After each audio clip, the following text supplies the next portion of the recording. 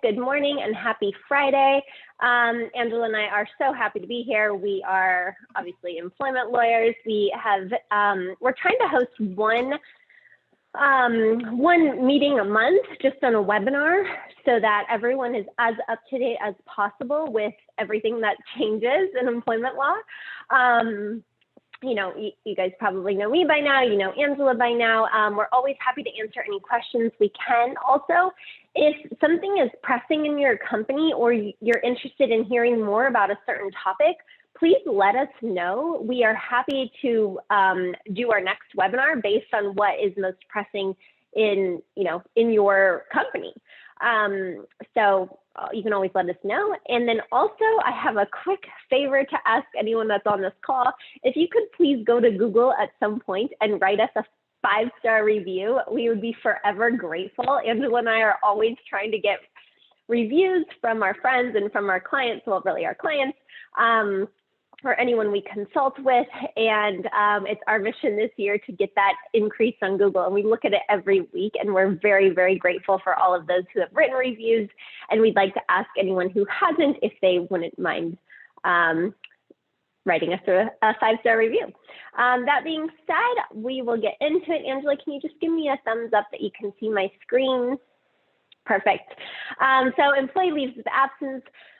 We've been getting a lot of questions lately on this with all the changes that have come up over the last year, so we thought we would put this presentation together. Just a reminder that content on this webinar is not legal advice. It's just for informational purposes only. Everyone's circumstance can be a little bit different, but and you're always welcome to reach out outside of this, but anything we say, we basically are not responsible for. But thank you for tuning in. Overview, we are going to cover basically the host of laws and regulations that fall under employment law for leave, and that's FEHA, FMLA, CFRA, pregnancy disability leave law, and pregnancy regulations. And feel free to ask questions throughout. We prefer them in the Q&A section, just so everybody knows. So with FMLA, that's been around for a long time. You know, it's companies with 50 or more employees in a 75-mile radius, and those employees are covered after 1 year of service and 1,250 hours in the last year.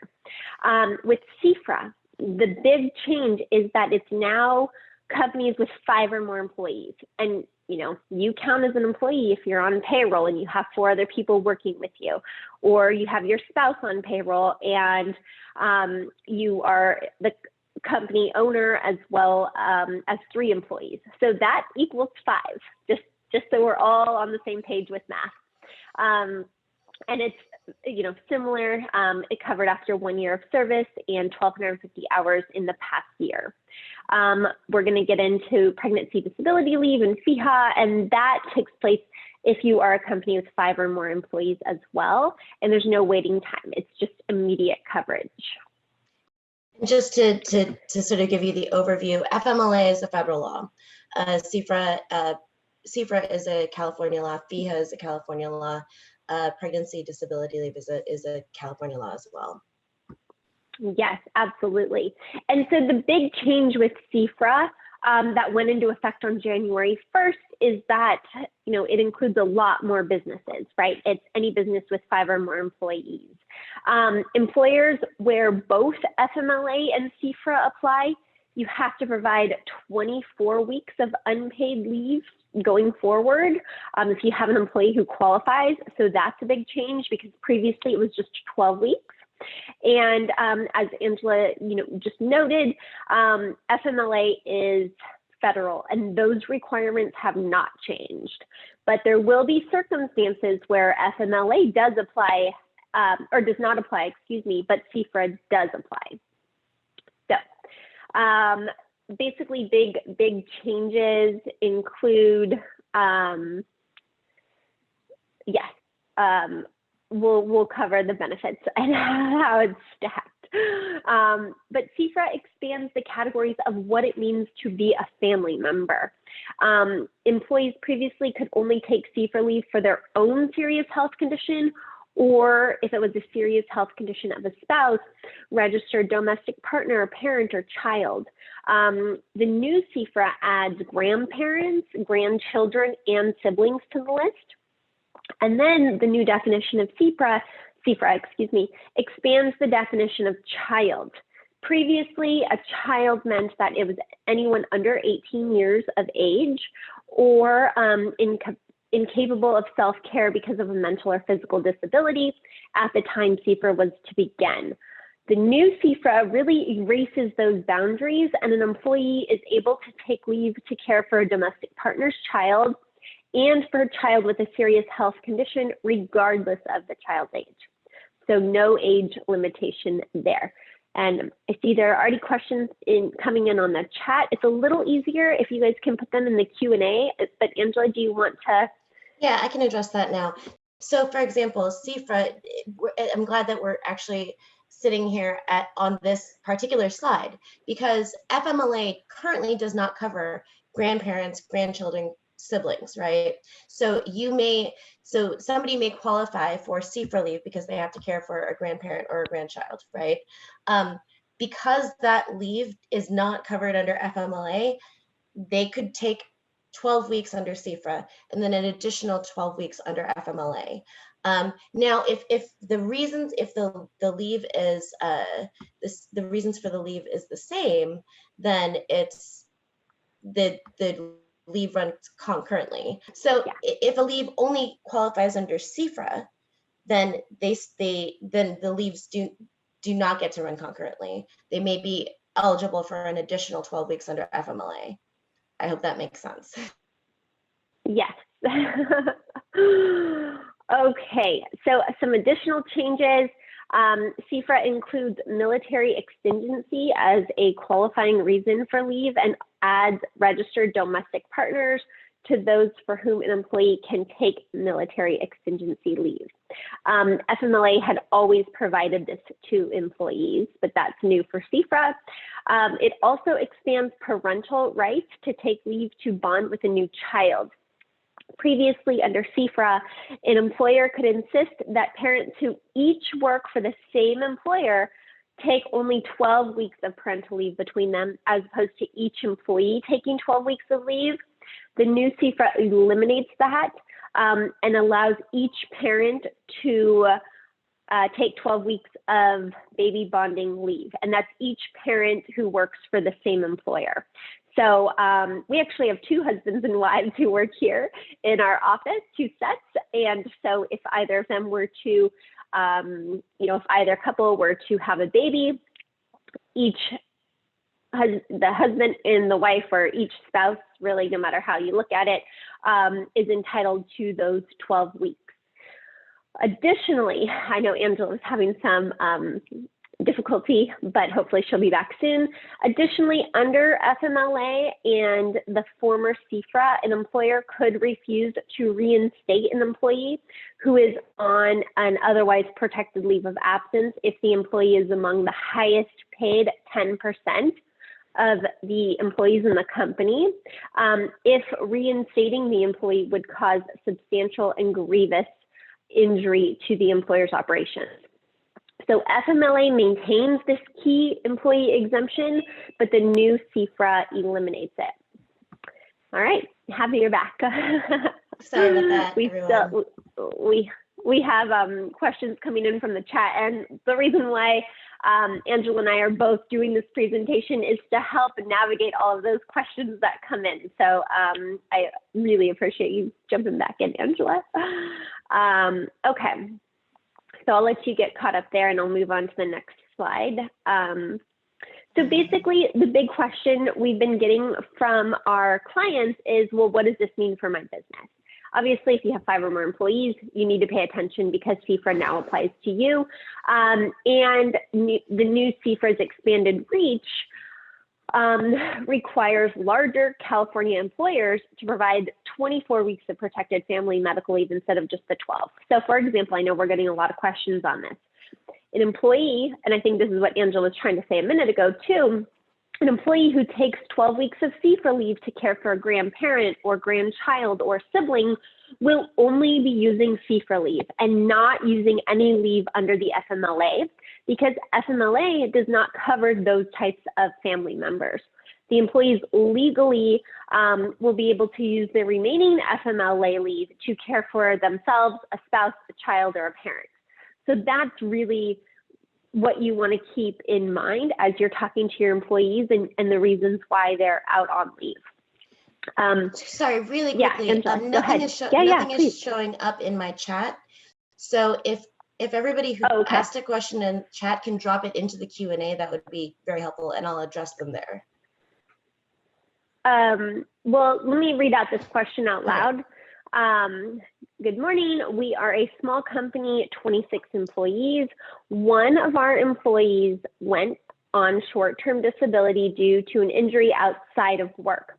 She worked more than the hours required, but she didn't work an entire year with us. Question, do we need to keep the position open and upon her return to employ her under the previous conditions? She was a per diem employee. So that's a very specific thing. And I think that that's going to, hold on, I'm trying to look here. Yeah, I mean, it depends on when the leave started, what the agreement was, whether or not you told her that the CFRA leave or FMLA leave was being applied, whether or not that was fully exhausted. All of that sort of plays into whether or not you're required to keep your job open, because CFRA leave and FMLA leave are job protection entitlements, meaning that they are job protected leaves. So depending on whether or not you have met the requirements under CFRA and FMLA for applying and exhausting leave, you may be able to fill the position, but you should get with us about the specifics of it. Yes, and then, you know, because of basically the result of these significant changes to CFRA, you have to update your policies to ensure that they are compliant. I mean, Angela and I get all sorts of employee handbooks that haven't been updated in years. The worst one we've seen so far, and I hope you're not on the phone, is somebody who last updated their employee handbook in 1972. So, you know, you have to update your policies and your employee handbook as of this year, because CFRA changed so much, or changed the policies of your business.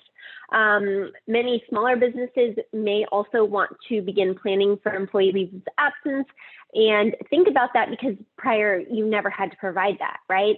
CFRA requires that all employers with handbooks include a CFRA policy, and employers with handbooks also want to review and revise any policy that talks about leave, pretty much, or any handout that if you give your employee to fill out, make sure those forms are compliant as well.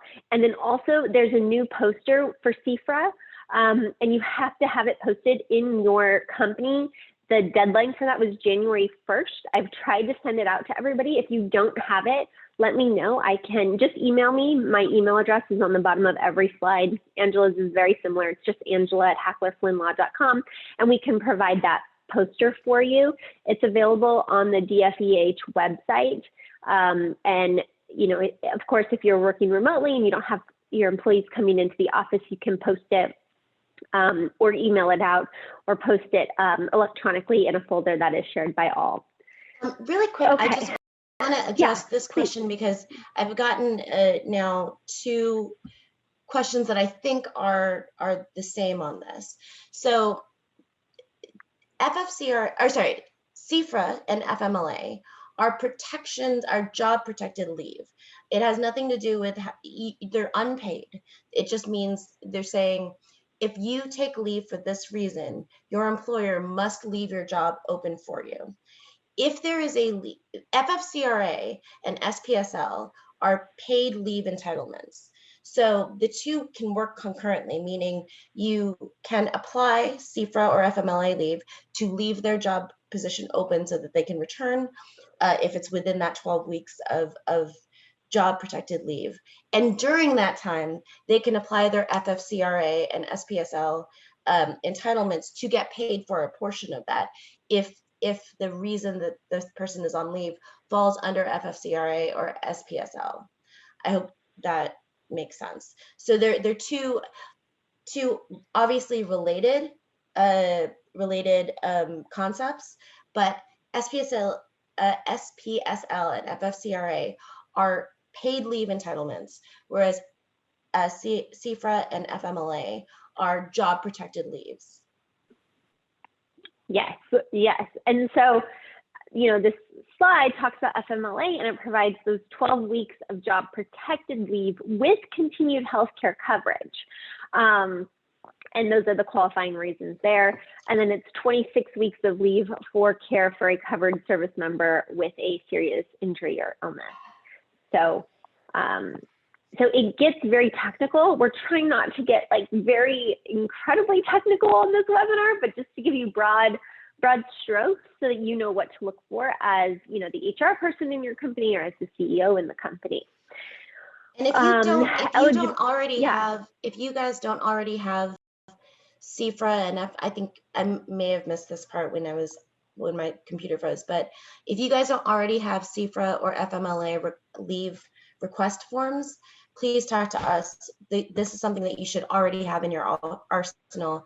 I know for a long time, especially if you fall, within that 5 employees to 26 employees, it may be something that you've never thought of, but you want to have this ready to go when somebody comes to you and says, I want to take a leave that is covered under CFRA. So if you don't already have those forms, please reach out to us. Right. And if you have those forms, make sure they're up to date. So some eligibility requirements for CFRA and FMLA: have at least 12 months of service, that the person has worked for you over the last 12 months, that they have worked at least 1,250 hours for the previous 12 months, and then they are working at a work site with at least 5 employees and 50 employees for FMLA. So 5 employees for CFRA, 50 for FMLA. I hope I hammer that point in enough. Now, what constitutes a serious health condition? Incapacity with inpatient care or incapacity with continuing treatment, such as a chronic condition, permanent condition, something that requires multiple treatments or that would result in incapacity without treatment. Caring for a family member, spouse, parent, son or daughter. So these, depending on what family member is, this is the law that's covered. So I think we've hammered that home enough as well. Here are some differences between the two. Oh, Angela went away again. But it's worth noting just the differences, right, between FMLA and CFRA. And employers and your HR teams really should understand the nuances so that you're ready to appropriately respond to and designate employee requests for leave. Instead of presuming that an employee's CFRA and FMLA leave may run concurrently, employers must now carefully consider the qualifying reason for leave to determine whether the employee's leave triggers CFRA, FMLA, or both. Obviously, we've been getting a lot of questions on that. For example, a client of ours just had an employee request leave to care for a grandparent. And of course, that is only CFRA, not FMLA. Likewise, an employee assigned to a smaller satellite office with just 5 employees qualifies for CFRA, but not FMLA. So, all right, that's all I'm going to say there. You can kind of read the slide there. Getting into pregnancy disability leave. Thanks for all the great comments in the chat. Appreciate the good feedback from you guys. Pregnancy disability leave is a state law, as Angela said in the beginning, right? If you employ 5 or more full-time or part-time employees, you must make this pregnancy disability leave available. California state government, counties, cities, and any other political or civil subdivision of the state must, of course, make this pregnancy disability leave available as well. And that's regardless of the number of employees there. But covered employers must provide up to 4 months of job protected leave with continuation of healthcare coverage for disability due to employee's pregnancy, childbirth, or related medical conditions, right? As an employer, you must reasonably accommodate employees with conditions related to pregnancy, childbirth, or other related medical conditions, and under certain circumstances, transfer covered employees to a different job or task. So I'm just going to say this on termination because sometimes we get clients who decided that they were going to terminate somebody and, you know, they're going to do it today. It's Friday. It's a great day to terminate. And then before they can get those words out, an employee shouts, "I'm pregnant." And so if that happens to you, it has happened to many, many of our clients, just take a step back and don't fire that person, because if it goes to a judge or jury, they are going to say, somebody told you that they were pregnant and then you immediately fired them. And you want to avoid that. So we can walk you through a process like that if that happens to you. But just as a reminder, an employee disabled by pregnancy does not need to meet any length of service requirement before becoming entitled to pregnancy disability leave. If you are a covered employer, it begins on the employee's first day on the job.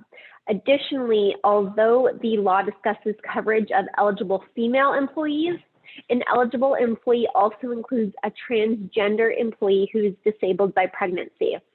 So in other words, if you have a transgender employee who identifies as a male and is pregnant, that employee is still covered by California's pregnancy disability leave law. And that's coming up more and more. You know, as a practical matter, even if you employ fewer than 5 employees, you should really consult legal advice before terminating a pregnant employee. You may be found in violation of public policy, even if you are technically not covered by this law. And California courts, I will say this, have increasingly held smaller employers responsible for violations of public policy. Welcome back. Sorry, everybody. I apologize. I do not know what's happening with my internet this morning. That's all right. That's why we do these for free. Okay, so pregnancy disability leave, what does it mean to be disabled by a pregnancy?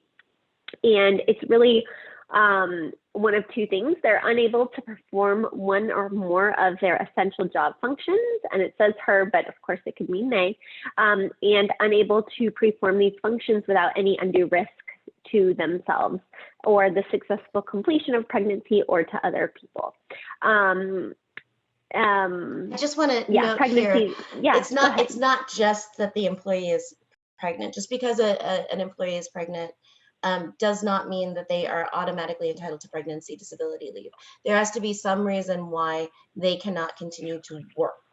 It is obviously the actual giving birth process and the recovery from the childbirth does qualify under pregnancy disability leave, but leading up to it, it can't just be that the employee is pregnant. They have to be pregnant and unable because of related conditions to perform the functions of their job. Right. And I see we're getting a lot of questions in the Q&A, Angela, if you want to look into those. Every time I get kicked off, oh, it clears my slate. Yeah. Oh, okay.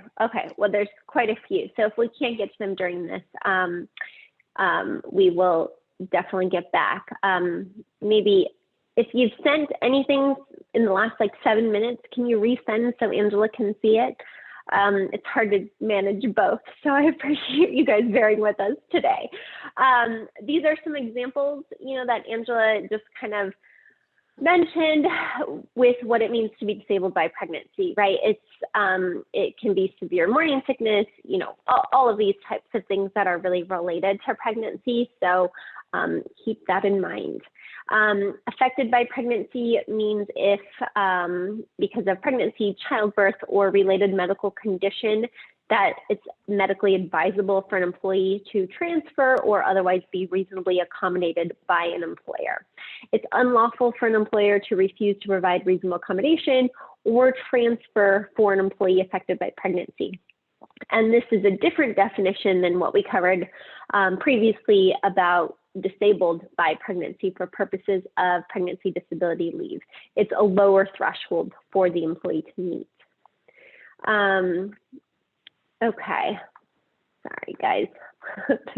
We're getting a lot of questions in the Q&A, Angela, I appreciate you. Okay, a full-time pregnant employee can take up to 4 months, which is 17 1/3 weeks of leave. That's not 16 weeks when disabled by pregnancy.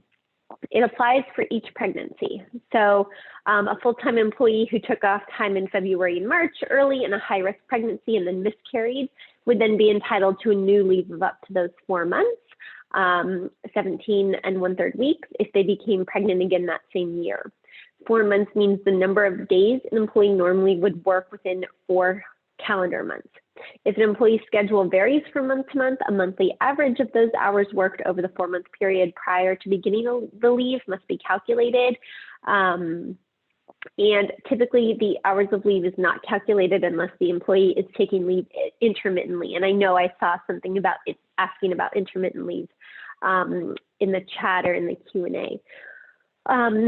So pregnancy disability leave does not need to be taken in one continuous period of time. Employees can take the leave as needed, intermittently, or on a reduced work schedule when medically advisable, as determined by the employee's healthcare provider.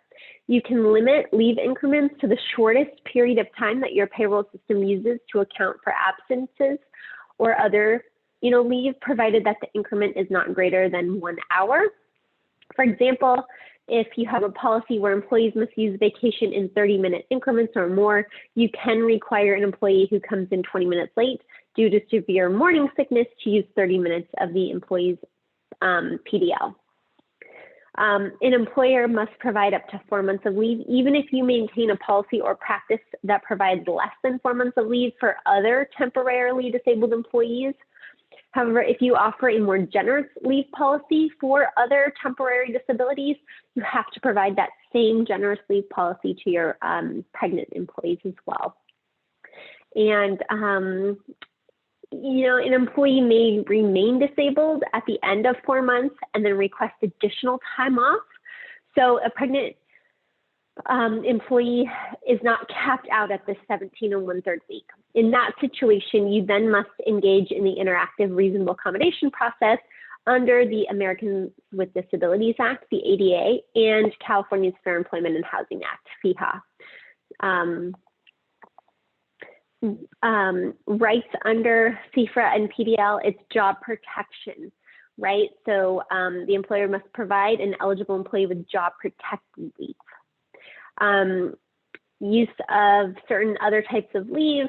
The pregnancy disability leave is accrued vacation and accrued paid time off. CFRA is accrued sick time, vacation pay, and accrued paid time off. Health insurance coverage, this is important to note. We get a lot of questions on this when someone goes out. You as the employer must maintain and pay for group healthcare coverage at the level and circumstances that you had been providing it to that employee had they continued to work. So that's a question we get a lot of. During family leave, the employer determines the continuation or continued accrual of other benefits which the employee receives while working.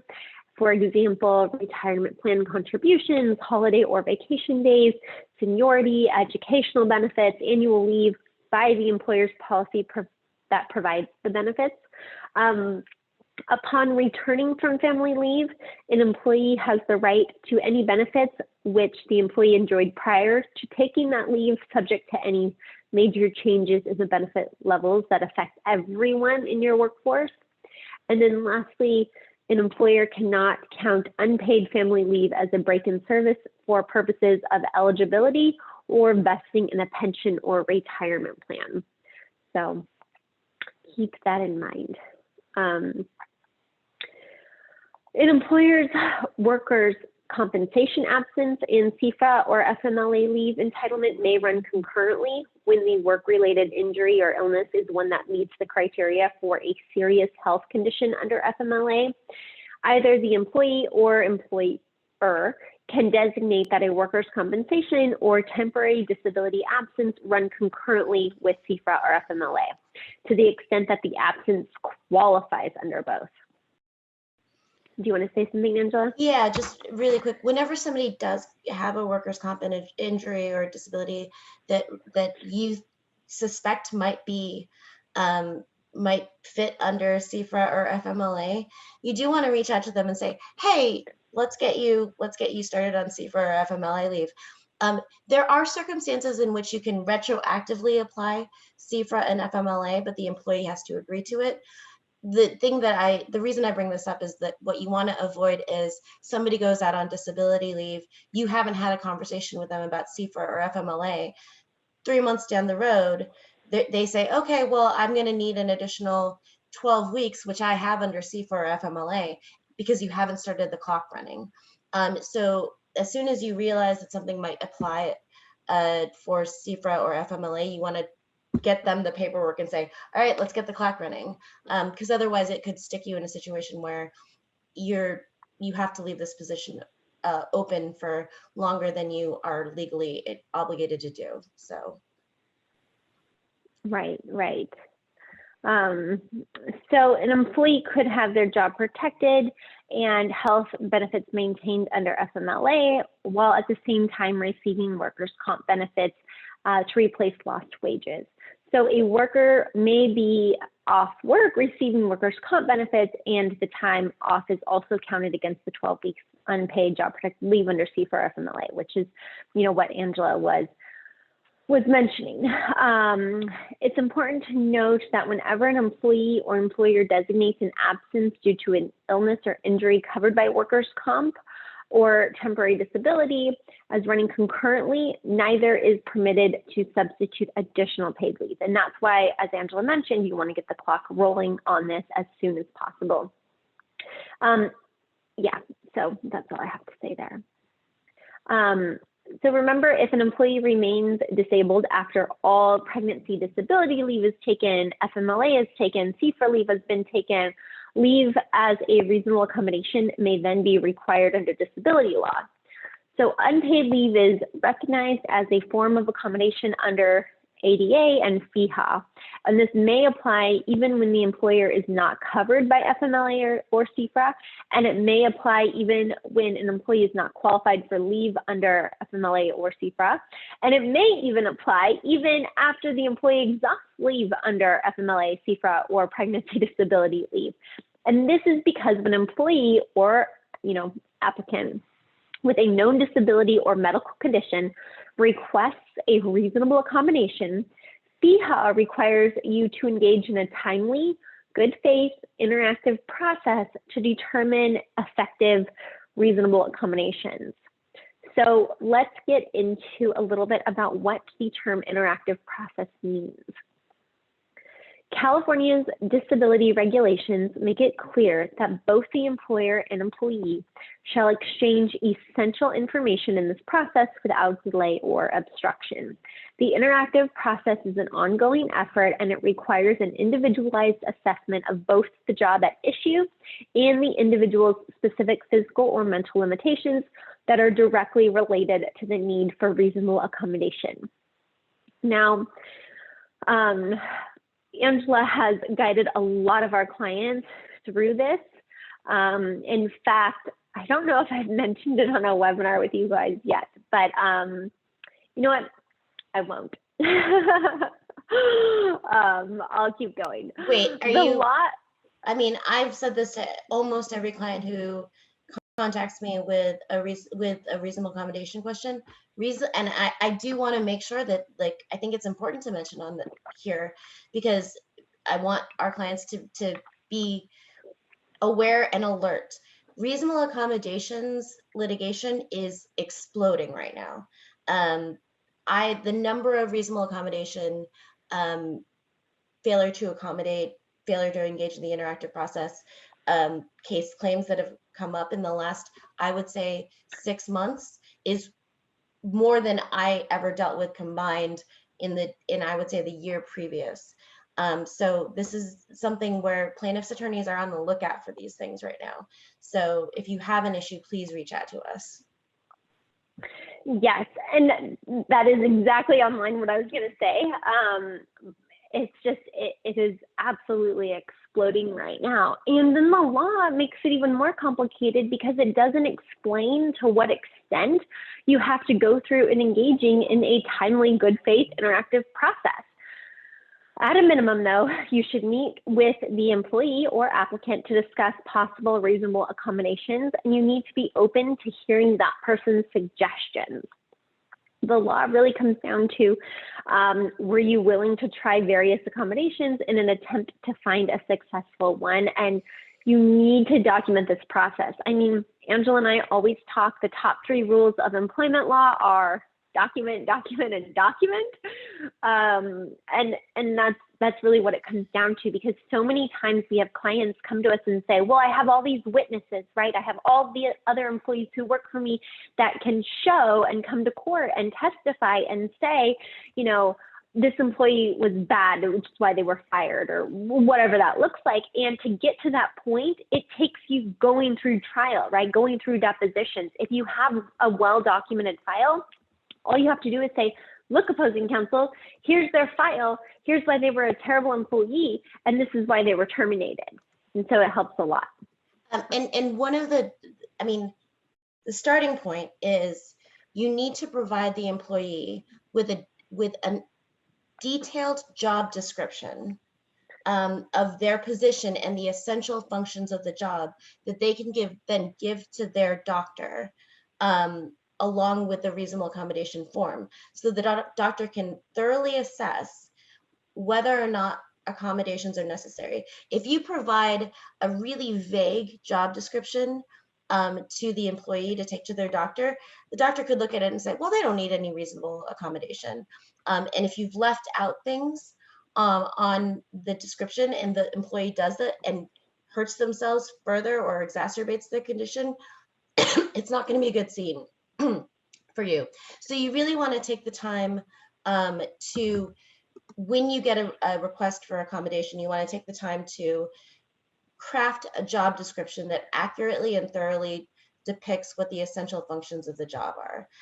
This is also a really good, in litigation, it's also a really good starting point to show, yes, I intended to fully and in good faith engage in the interactive process. I provided the employee with a detailed job description to provide to their doctor. It also makes it easier, to determine whether or not you can make a reasonable accommodation for them. For example, if part of the essential functions of a job, say somebody is a warehouse worker, and the primary purpose of their job is to lift pallets and move them, and the person's restrictions include can't lift anything over 5 pounds. I don't know that there's going to be a reasonable accommodation that you can make there to allow that person to continue to do the functions of their job. But you need to make sure that that's clear, so that if we get into litigation and somebody says, well, I don't know, there could have been a reasonable accommodation, you can point and say, no, actually, the primary purpose of their job is to lift heavy objects, and they clearly couldn't do them anymore. So this is just part of that process.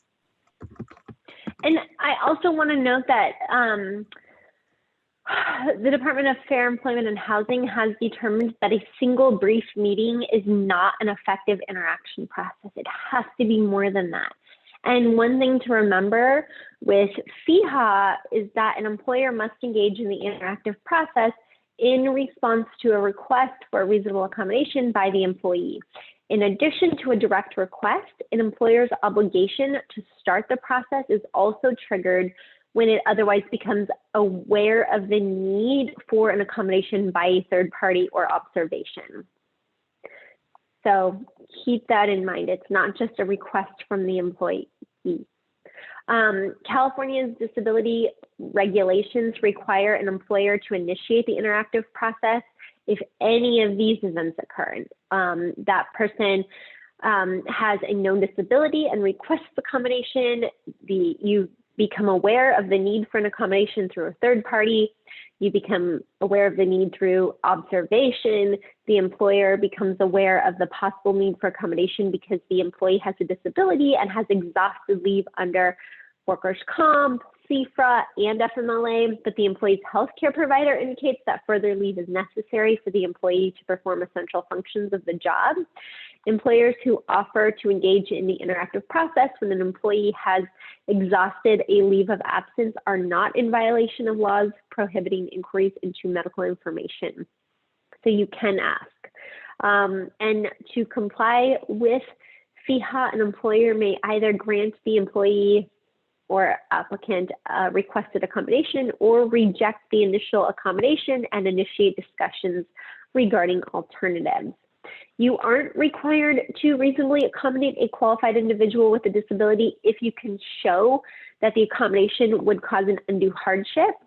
The term undue hardship includes any accommodation that is unduly costly, expensive, or substantial that would fundamentally alter the nature of your business. So the standard there is pretty high.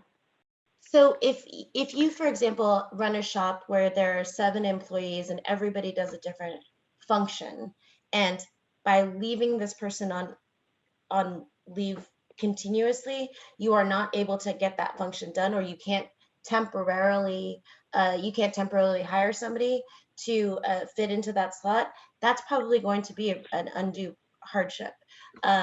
If you are a company of 200 people where there are multiple people in the same position as the employee, and they can shift around, their duties so that you can continue to provide coverage for that person while they go on additional leave, it may not be an undue hardship to leave that position open. It's a very, very gray area of discussion. This is something, if somebody asks for additional leave as a reasonable accommodation after their leave is exhausted, you absolutely should be talking to an employment lawyer. Whether it's us or anyone else that you work with, just talk to somebody. We don't want you to get in trouble. Yeah. So we talked about what undue hardship meant. I'm gonna kind of keep going here.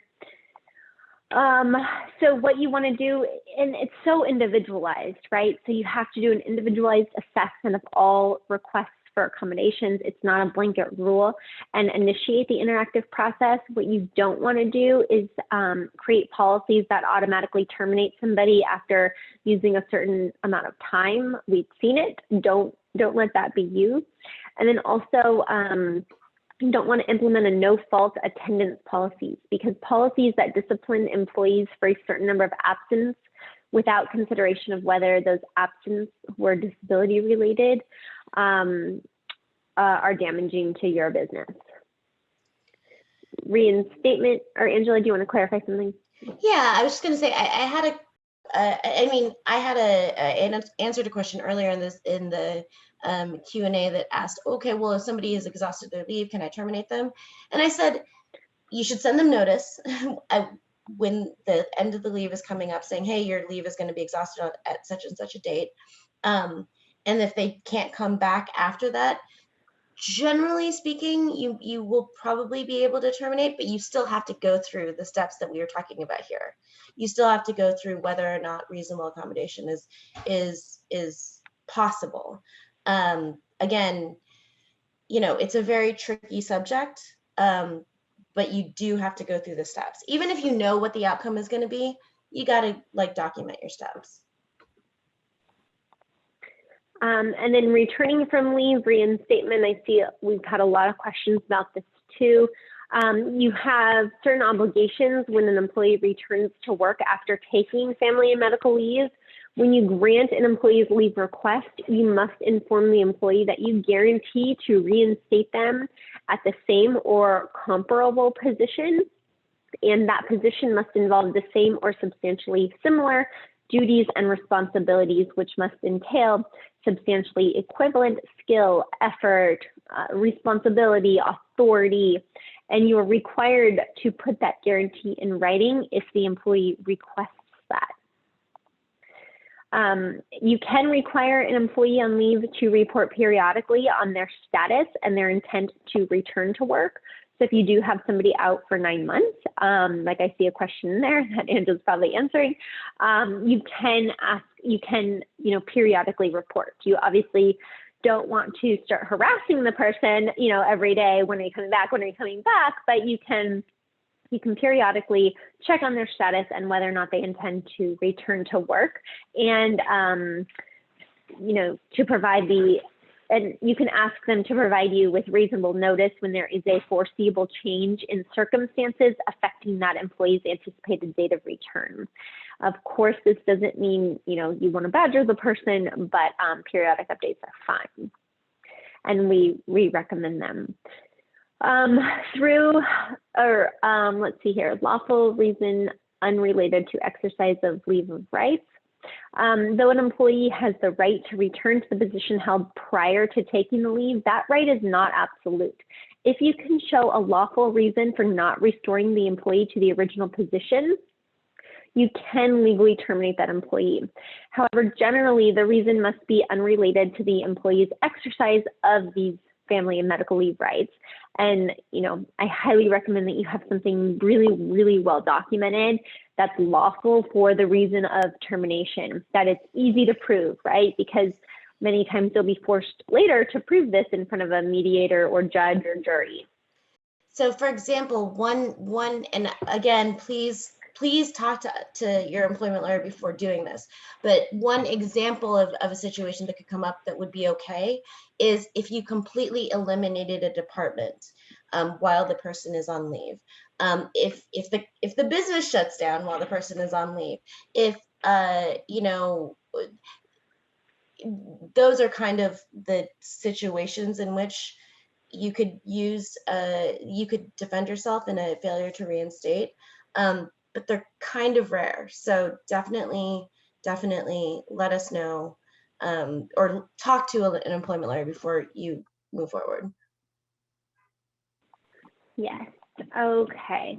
An employee who takes family and medical leave can be refused for reinstatement, such as Angela just mentioned, right? Like misconduct, organization does a mass layoff due to lack of work, those types of things. The key employee thing only has to do with FMLA, and a key employee is someone who's salaried and among the highest paid 10% within that 75-mile radius. To deny reinstatement, you have to show that it's, substantial and grievous economic injury to your business. And beginning January 1st, CFRA no longer allows you to refuse to reinstate a key employee. In the past, CFRA mirrored FMLA, which allowed that. So as a practical matter, the elimination of the key employee exception from CFRA, reduces your ability to let that person go and deny reinstatement. Do you have something to say, Angela? Okay, perfect. This is a question that I think I just got this morning from a client about fraudulently obtained leave. And Angela, I think you're talking to that person later on today. Under both FMLA and CFRA regulations, an employee who fraudulently obtains leave from an employer is then not protected by the job restoration or maintenance of health benefit provisions. However, CFRA regulations specify that the employer has the burden of proof that the employee actually fraudulently obtained or used CFRA leave. So the burden still falls on you. So if you just think that, say you go through the whole process, the employee provides you with documentation, the proper documentation that you request, but for some reason you think, say, somebody comes to you and says, oh, but I saw Steve at the beach, like he's not on leave. I mean, he's not injured. You really need to be careful about how you move forward, because at the end of the day, you are still required as the employer to prove in court, yes, Steve was fully able to do his job, even though I got documentation from his medical provider saying that he can't. And it's going to be sort of a high burden. So you want to be careful and cautious. Just don't do it because you heard third hand that Steve's on the beach, or you have a feeling in your gut that something was fraudulently done, you really got to move carefully. So here are the notice requirements. California regulations require an employee to at least provide verbal notice requesting leave and the leave's anticipated timing and duration. An employee need not explicitly claim rights or even mention CFRA or FMLA, but they just have to some way communicate that leave is needed for a qualifying reason to meet that notice requirement. As an aside, you want to be careful under ADA and California's FEHOM that there is no notice requirement. The employer must initiate this interactive process if it only becomes aware of the need for accommodation through a third party or observation, or of course the employee tells you about the condition. At that point, the employer is considered on notice of the disability and the potential need for accommodation unless the disability and resulting limitations are obvious. At that point, the employer is required to engage in the interactive process with that employee to determine whether reasonable accommodation is available, and that is separate and apart from CFRA and FMLA leaves. But it's important to keep in mind because a lot of these things overlap with one another very easily. Getting back to CFRA and FMLA notice requirements, you can require that employees provide at least 30 days advance notice before family and medical leave begins if the need for leave is anticipated. So for example, a planned medical treatment, the birth of a child, something like that, the employee must consult with you and make reasonable effort to schedule any planned medical treatment or supervision to minimize disruption of the company's operations. So there's that. We're starting to run out of time, so we're gonna fly through these last slides. You have to post this in a clear spot. I think we talked about that earlier. And also update your handbooks and any sort of policies. With PDL, it's 5 or more employees, you have to post the pregnancy disability leave notice. It is your rights and obligations as a pregnant employee from the California Department of Fair Employment and Housing. You should be able to find that online. I know somebody asked about that notice. Chat, did you? I believe. Great. Yeah. Great. At some point, either in the chat or the FMLA, or sorry, in the answered questions, I thought. If you need it and you can't find it, just email us. We'll send it over. And that notice, of course, must be in a place where its text is large enough to be easily read and everything else. As with any policy, if you have more than 10% of your workforce that speaks another language, you need to get that translated. And that's all I'll say there. Upon receipt of the notice, you have to act within 5 days. That's pretty important. If you deny that request, you need to state at least one reason why. If this happens, reach out to us immediately because the clock is ticking. There are penalties involved, of course, like everything else. Preliminary designation: in the event that an employer is unable to confirm that the leave request qualifies for family leave, or whether the employer has requested medical certification, which hasn't been received, happens all the time, believe it or not, the employer should make a preliminary designation of family leave pending receipt of the required information. And then you can make a final designation. And then we also talk about erroneous preliminary designation, where the employer must withdraw the preliminary designation and provide written notice to your employee if the information received indicates that it is not a leave for a family leave purpose. Requesting medical certification. This is always a question we get. You can require this medical certification for an employee who's taking family and medical leave for their own serious illness or to care for a family member, except for baby bonding time. You can use your own form. You can use a healthcare provider's form or the form and regulations. Keep in mind that medical privacy laws are still in play. So you can't, you don't want to spread it around to everybody in the office. And you can require the employee to provide medical certification within no less than 15 calendar days of their request for certification. However, if it's not possible for the employee to do so despite good faith efforts, the leave can begin before you receive that certification.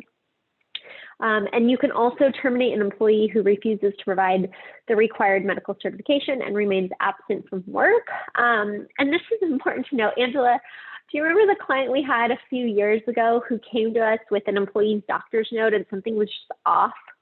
So we called the doctor's office. Do you want to tell them what happened? If I'm remembering this correctly, the doctor's like, I don't know what this person is not a patient here.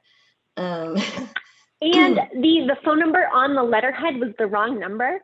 So we had to Google the doctor's office and find the right number. And then that was the information that Angela got. Like, we don't know this person at all. This is not my letterhead. This is not. So fraud does happen here. You can ask second opinions at your expense if you feel something fishy is going on. And you can require that an employee who has been out on leave for their own serious health condition obtain a release to return to work. However, you can only require this if you have a uniform practice in your business. You don't want to target certain individuals because you think something's fishy going on. It has to be a uniform policy because then you can get in trouble with ADA and other things. What if an employee does not return to work? And this happens quite a bit too. You can recover the cost of group health insurance premium payments made during any unpaid part of a family and medical leave if the employee fails to return from leave when the leave has expired or returns from leave but fails to work 30 days after that. However, if the reason for the failure to return is either beyond the control of the employee or because of a serious health condition that's starting, continuing, or recurring, you cannot recover costs. So big caveat there, retaliation and interference. You cannot retaliate against an employee, and that includes cutting somebody's pay, moving them to a less desirable department.